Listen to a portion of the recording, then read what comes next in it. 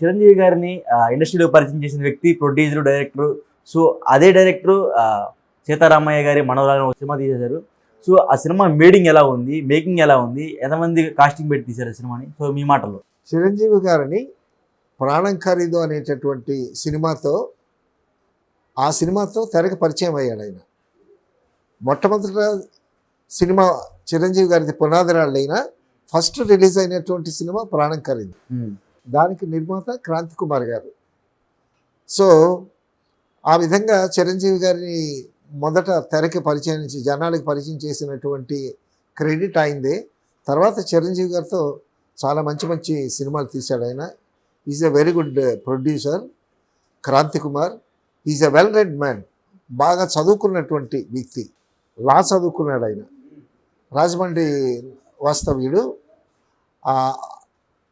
మెడ్రాస్లో వచ్చి మొట్టమొదట సినిమా ప్రొడక్షన్స్లో ఉండేటటువంటి శాఖలన్నింటినీ బాగా పరిశీలించాడు. ఆయన కార్డు తీసుకుని వెళ్ళి సావిత్రిని కూడా పికప్ చేసుకుని షూటింగ్కి తీసుకొచ్చినటువంటి పరిస్థితి. ఎందుకంటే సావిత్రి అంటే చాలా ఇష్టం ఆయనకి. సో ఆయన ఆఫీస్లో సావిత్రి క్యాలెండర్ కూడా ఉండేది. సావిత్రి అంటే అంత ఇష్టం ఆయన. ఓకే. తర్వాత కోదండరామిరెడ్డిని డైరెక్ట్ చేశాడు. తర్వాత సినిమాలు తీశాడు కోదండరామిరెడ్డితో. తర్వాత రాఘవేంద్రరావు గారితో సినిమా చేశాడు. వాసు డైరెక్టర్తో సినిమా చేశాడు. చాలామంది డైరెక్టర్స్ని ప్రమోట్ చేశాడు ఆయన. తర్వాత he's a very good novel reader.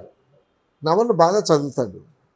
So నవల్లో చదివి అందులో ఏదైనా మంచి నవల ఏదైనా ఉంటే తను సినిమా తీసేవాడు. కొంతమందికి కథలు కావాలి అంటే నవల్స్ని సజెస్ట్ చేసేవాడు.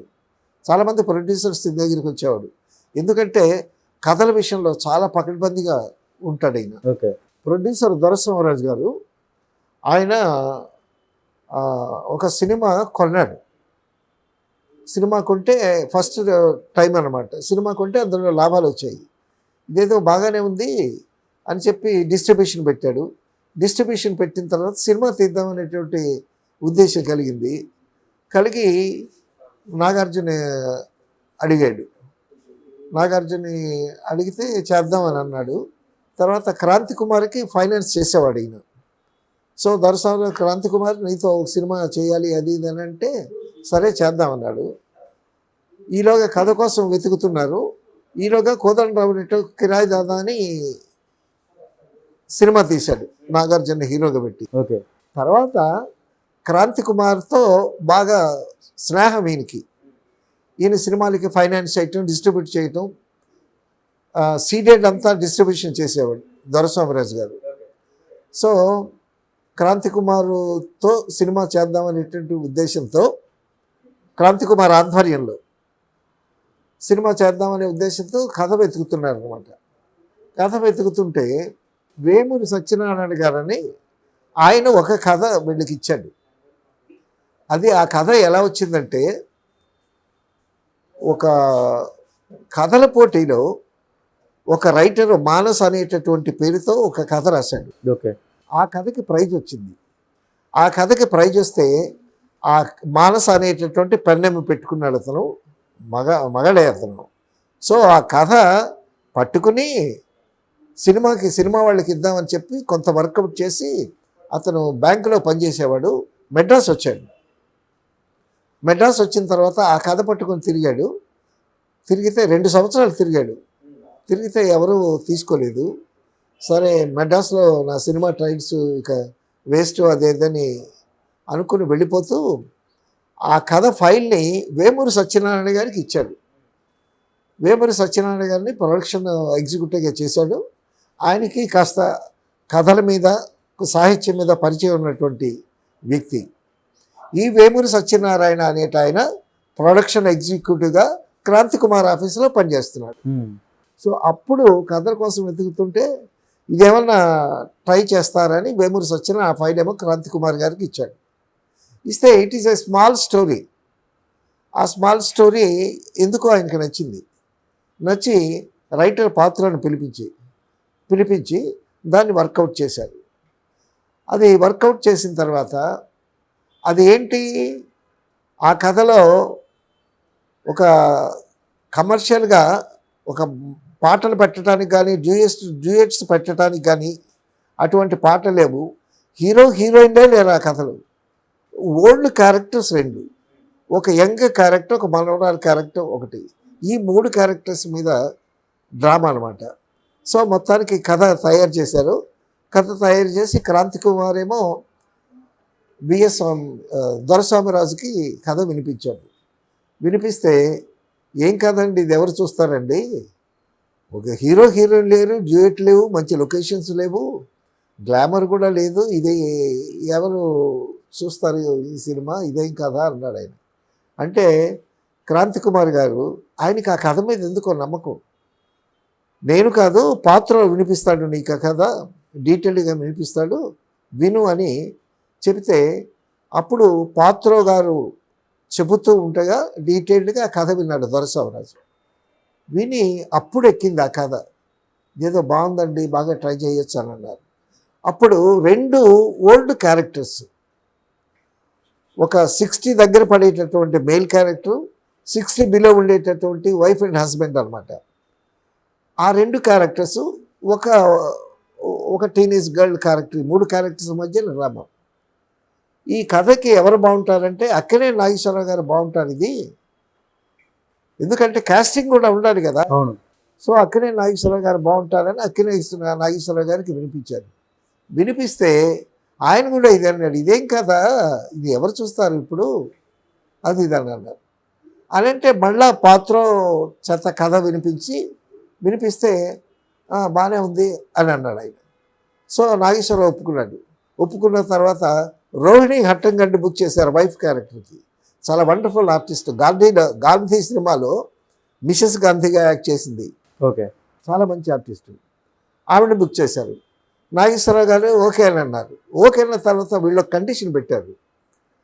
నాగేశ్వరరావు గారు మీరు విగ్ పెట్టకుండా మీ బట్టతలతోనే యాక్ట్ చేయాలి అని అన్నారు. గయ్యమని లేచాడు నాగేశ్వరరావు గారు. బుద్ధుందా లేదా మీకు, ఏం మాట్లాడుతున్నారు మీరు, అక్కినేని నాగేశ్వరరావుని విగ్ లేకుండా, ఫిమేల్ ఫాలోయింగ్ చాలామంది ఉంది, ఆడవాళ్ళు నా సినిమాలు బాగా చూస్తారు, నా పట్టబడిని వాళ్ళకి చూపించమంటారా, అది ఇదని గయ్యమని లేచాడు. లేదు సార్, సీతారామయ్య గారి మనవరాలని టైటిల్ పెడుతున్నారు. సీతారామయ్య అంటే సీతారామయ్య లాగే కనిపించాలి. మీరు విగ్గు పెడితే అందంగా ఉంటారు, ఎప్పుడు ఆ గెటప్లోనే కనిపిస్తుంది మాకు, ఇక్కడ క్యారెక్టర్ కనిపించాలన్నాడు. విగ్గు పెడితే సీతారామయ్య లాగా నేను యాక్ట్ చేయలేనా, అది ఇది అన్నాడు. అలా అని మొత్తానికి వాళ్ళు నాగేశ్వరరావు గారు అసంతృప్తిగా ఉన్నారు, వీళ్ళు అసంతృప్తిగా ఉన్నారు. తర్వాత క్రాంతి కుమార్ గారు ఏం చేశారు, అసలు ఈ కథ రాఘవేంద్రరావు గారికి డైరెక్ట్ చేయటం కోసం తయారు చేశారు. రాఘవేంద్రరావు గారికి వినిపిస్తే ఆయన కూడా ఈ కథను రిజెక్ట్ చేశాడు, ఇదేం కథ నేను చేయను అన్నాడు. సో ఆఖరికి దొరస్వామిరాజు అన్నాడు, క్రాంతి కుమార్ నువ్వు చేసేవా డైరెక్షన్ అన్నాడు ప్రొడ్యూసర్. అనేసరికి సరే ఎవరినో రాఘవేంద్రరావుని పిలిస్తే చేయను అన్నాడు. మరొక డైరెక్టర్ ఎవరినైనా పిలిచి వాళ్ళకి ఈ కథ ఎక్కదు, సరే నేనే చేస్తానని యాక్సెప్ట్ చేశాడు. యాక్సెప్ట్ చేసిన తర్వాత నాగేశ్వర గారి దగ్గరికి వెళ్ళేసరికి పట్టపడతా చేయాలి అని అంటే ఆహో అని అన్నాడు ఆయన. అన్న తర్వాత ఏం చేశారు, ఏమండి విగ్గు పెట్టి టెస్ట్ చేద్దామండి, విగ్గు లేకుండా కూడా కొన్ని స్టిల్స్ తీద్దామండి, అది అదనంటే మొత్తానికి ఆ క్యారెక్టర్ నచ్చింది నాగేశ్వర గారికి. సరే your experiment on my face అన్నాడు. అంటే ఈయన పట్టుబడితో చూపించడం అంటే ఆల్మోస్ట్ ఎక్స్పెరిమెంటే కదా. ఆయనకి ఫ్యాన్ ఫాలోయింగ్ ఇది, వాళ్ళు డిసప్పాయింట్ అవుతారేమో ఓల్డ్ క్యారెక్టర్ అయినా కూడా. సరే అని విగ్గు పెట్టి ఫోటోలు తీశారు, విగ్గు లేకుండా తీశారు.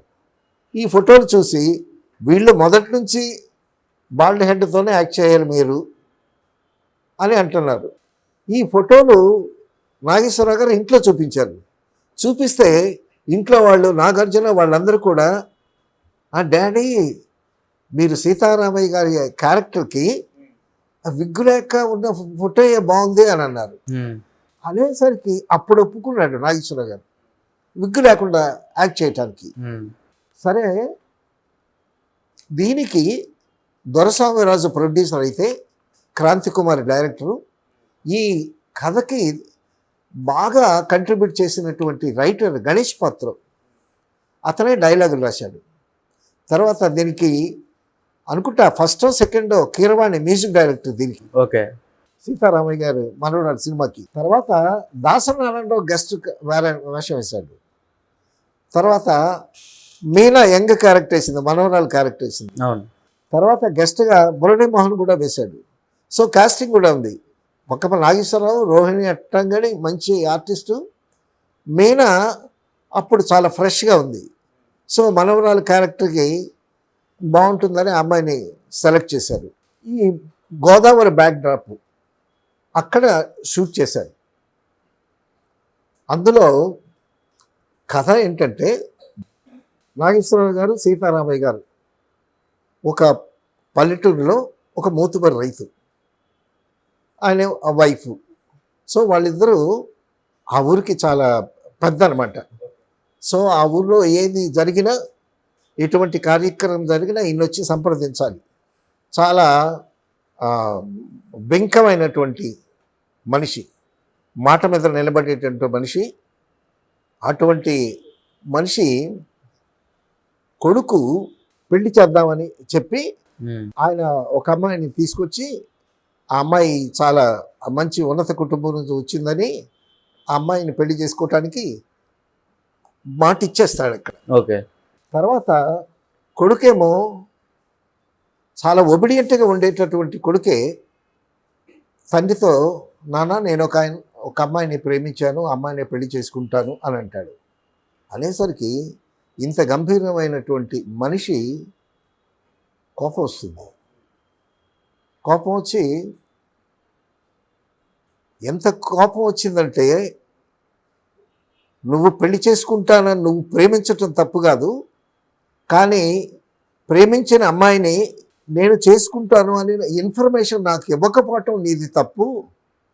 నీ ప్రేమను నేను కాదన్ను, సరే నీ ప్రేమ నా మాట పోయింది, నేను ఇచ్చినటువంటి మాట పోయింది, సో నా మాట పోయినా పర్వాలేదు, నువ్వు సుఖంగా ఉండాలి, అది ఇదని పెళ్లి ఘనంగా జరిపించేస్తాడు. జరిపించేసిన తర్వాత నెక్స్ట్ డే కూర్చుని డైనింగ్ టేబుల్ దగ్గర కూర్చునేటప్పుడు, నాన్న నేను డాక్టర్నే, నేను పెళ్లి చేసుకున్న అమ్మాయి కూడా డాక్టరే, కాబట్టి మా ఇద్దరం ఇక్కడే ఒక తోటలో, మన తోటలో ఒక క్లినిక్ హాస్పిటల్ కట్టి మేమిద్దరం ఇక్కడే ప్రాక్టీస్ చేసుకుంటూ ఉంటాము, అది ఇది అని అంటాడు. అనేసరికి, నువ్వు హాస్పిటల్ కట్టించుకుంటావు, ఆ తోటే తీసుకుంటావు, నీ ఆస్తులు నీ వాటా తీసుకుంటావు, అదంతా నాకు అనవసరం. నాకు మాట పోయింది. నా మాట పోయిన తర్వాత నా మాటకు విలువ లేనప్పుడు నేను ఇక నీతో నేను మాట్లాడను అని గట్టిగా చెప్పేస్తాడు. నా మాటకు విలువ లేదు. నువ్వు పెళ్లి చేసుకోవడం నాకు ఇష్టమే, నువ్వు ప్రేమించడం నాకు ఇష్టమే, కానీ నాకు ముందుగా ఒక మాట చెప్పకపోవటం నన్ను ఇన్సల్ట్ చేసినట్టుంది అని భార్యతో చెప్పి, నేను ఇక నుంచి వాడితో మాట్లాడనని చెప్పి నేను వెళ్ళిపోతాను. వెళ్ళిపోయిన తర్వాత ఆఖరికి వీళ్ళిద్దరూ కొడుకును కోడలు కలిసి తండ్రి దగ్గరికి వచ్చి బతిలాడతాడు. నాన్న, నువ్వు నీతో మాట్లాడకుండా నేను బతకగలనా? నాతో మాట్లాడాను నాన్న, నాతో మాట్లాడకపోతే నేను ఉండలేను అంటాడు. అలాగే కోడలు వచ్చి బతిలాడుతుంది, వైఫ్ కూడా వచ్చి వాడితో మాట్లాడలేని బతిలాడుతుంది. కానీ నా మాటకు విలువ లేనప్పుడు, నా మాటను కాదన్న వాడితో నేను మాట్లాడనేటటువంటి స్టబర్న్ డెసిషన్తో ఉంటాడు. ఆఖరికి కొడుకు ఏం చేస్తాడు, మీరు నాతో మాట్లాడకపోతే నాకు ఇది నరకం, నేను ఇక్కడ ఉండలేను అని చెప్పి వైఫ్ని తీసుకొని, ఇద్దరు డాక్టర్స్ కదా, అమెరికా వెళ్ళిపోతారు. వెళ్ళిపోయిన తర్వాత ఈయన చాలా గంభీరంగా ఉంటాడు. తర్వాత వైఫ్ ఓదార్చినా కూడా తను చెక్కు చెదరడు, చాలా స్టబర్న్ క్యారెక్టర్. ఓకే. సో కొంత ఇలా జరుగుతూ ఉండగా మిగతా సైడ్ ట్రాక్ ఏదో జరుగుతూ ఉంటాయి, క్యారెక్టర్స్ వస్తూ ఉంటాయి, తనకెళ్ళ అవి క్యారెక్టర్స్ వస్తూ పోతూ ఉంటాయి. సడన్గా మీనా క్యారెక్టర్ దిగుద్ది. మీనా క్యారెక్టర్ దిగి వీళ్ళు వచ్చి ఆ అరుగు మీద కూర్చుంటే, సీతారామయ్య గారు మీరేనండి అని అడుగుతుంది. ఏ అని అంటాడు. నేను మీ మనవరాలనండి అంటది. మనవరాలా? ఏం మనవరాలు? అదే మా నాన్న అమ్మ అమెరికాలో ఉన్నారండి, వాళ్ళు రాలేకపోయారు, నన్ను ఇక్కడికి పంపించారు అనేసరికి ఇతనికి ముందు కోపం వస్తుంది. వాడు రాకుండా ఇప్పుడు మాట పట్టింపు అయితే ఉంది, బట్ కొడుకుని కాదనలేడు కదా. సో ఆ మనవరాలు వచ్చింది. వచ్చేసరికి ఇంట్లో ఆడవాళ్ళందరూ మనవరాలు వచ్చింది సంతోషంగా ఉంటుంది. సంతోషంగా ఉండేటప్పటికి ఈయనేమో ఎఫెక్షన్ అయితే ఉంటుంది, కానీ బయటికి గంభీరంగా ఉంటాడనమాట. ఆఖరికి మీ నాన్న అమ్మ రారా అనంటే వస్తారు తాతయ్య తాతయ్య తాతయ్య అంటే ఆయన కూడా కరిగిపోయి ఈవిడ మీద ప్రేమ కురిపిస్తూ ఉంటాడు. సో ఈవిడ చెప్పలేక ఏమిటో మొదలు పడుతూ ఉంటుంది, ఏడుస్తూ ఉంటుంది మీనా. ఇంతలోకి మురళీమోహన్ క్యారెక్టర్ ఒకటి దిగుద్ది. అమెరికా నుంచి వచ్చానండి, మీ మీ అబ్బాయి స్నేహితుడిని అని అంటాడు. అని అనేసరికి రండి కూర్చోండి అని అంటారు. అన్న తర్వాత క్షేమ సమాచారాలు మాట్లాడిన తర్వాత అప్పుడు మీనాతో మురళీమోహన్ చెప్తాడు. ఏమని? అసలు ఫాదరు మదరు చచ్చిపోయారు. ఆ చనిపోయారనే ఈ విషయం చెప్పడానికి ఈ అమ్మాయి చాలా బాధపడుతూ ఉంటుంది. చెప్పలేక ఉంటుంది. ఈ వీళ్ళు తండ్రి కొడుకులు, తండ్రి తల్లి ఏమనుకుంటారు, వస్తారు అనుకుంటారు. ఆఖరికి షష్ఠి పూర్తికి కూడా వాళ్ళు రారు. ఎట్ట వస్తారు? చనిపోయేవాళ్ళు. సో ఆఖరికి నా కొడుకు రాలేదు, నువ్వెందుకమ్మా వచ్చావు, నువ్వు లేకపోతే మేము అసలు బాధపడే పరిస్థితి లేదు, నువ్వు వచ్చావు కాబట్టి మేము నిన్ను మనవరాలిగా చూసి నా కొడుకును చూడలేక చాలా మదన పడుతున్నాము. నువ్వు వచ్చిన తర్వాత మాకు నీ మీద ఆప్యాయత పెరిగింది, మళ్ళీ నువ్వు వెళ్ళిపోతావు, మేము మళ్ళా దిగులు పడాలి, నువ్వు వెళ్ళిపో, ఇక్కడి నుంచి మాకొద్దు, నువ్వు వెళ్ళిపో, అది ఇది అని చెప్తాడు. అనేసరికి ఈ అమ్మాయి వెళ్ళటానికి ప్రయత్నం చేస్తుంది. ఓకే. ఇంతలోకి డైరీ చూస్తే తండ్రి చనిపోయాడు, తల్లిదండ్రులు చనిపోయారు, నువ్వు ఇండియాకి వెళ్ళి తాతగారితో ఉండమ్మా అనేటటువంటి విషయం ఆ అమ్మాయి డైరీలో రాసుకున్నటువంటి రహస్యం తెలిసి అప్పుడు రియలైజ్ అయ్యి నాగేశ్వరరావు గారు రోహిణి హట్టంగడి వెళ్ళి అమ్మాయిని తీసుకొచ్చి, సో ఆ అమ్మాయి తీసుకొచ్చినటువంటి తండ్రి అస్థికను తీసుకొచ్చి గోదావరిలో కలుపుతారనమాట. అది కథ. సో ఇంత కథని చాలా అద్భుతంగా ట్రీట్ చేసి చెప్పాడు క్రాంతి కుమార్ గారు. ఎవరు కథ బాగులేదు అన్న కథ 200 రోజులు ఆడింది ఈ సినిమా. ఓకే. తర్వాత ఆ కొడుకు వస్తాడేమో అనేటటువంటి ఆ సెంటిమెంటల్ సీన్స్ నాగేశ్వరరావు గారు కానీ, రోహిణి అట్టంగడి కానీ, మీనా కానీ చాలా అద్భుతంగా చేసినటువంటి గొప్ప సినిమా. దానికి క్రాంతి కుమార్ డైరెక్టర్.